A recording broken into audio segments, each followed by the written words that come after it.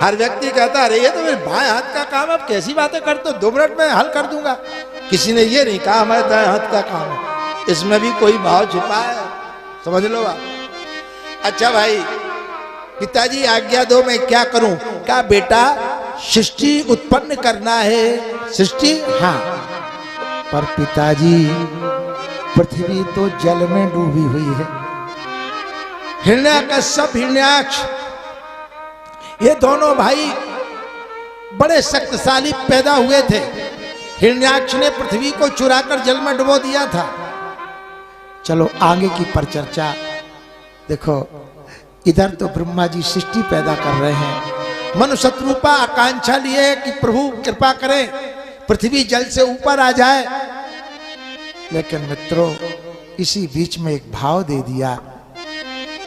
श्री राजा परीक्षित ने पूछा कि चाचा विदुर जब द्रौपदी के केस खींचे जा रहे थे तो विदुर जी कहां चले गए? कहां चले गए थे चाचा विदुर?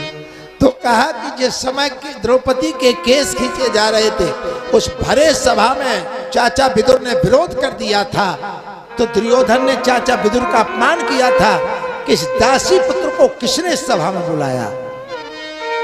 तो चाचा विदुर ने भागवत में लिखा है धनुष रखा दरवाजे पर और अपने भैया को प्रणाम किया, गांधारी को प्रणाम किया, पितामह भीष्म को प्रणाम किया, आंसू बहा के तीर्थ यात्रा पर निकल गए थे, ऐसा लिखा है। जब महाभारत समाप्त हो गया, भगवान ने लीला का स्मरण कर लिया, तो चाचा विदुर रोते हुए आए हैं। श्री उद्धव जी का जब दर्शन हुआ, उद्धव जी अकेले रो रहे थे बैठे श्री वृंदावन में, तो लपट गए। क्यों रो रहे हो? तो पता चला कि भगवान ने लीला का स्मरण किया है, भगवान ने लीला समेट ली, अपने धाम को चले गए। तो चाचा विदुर इतना लिपट के रोए। क्या कहा था?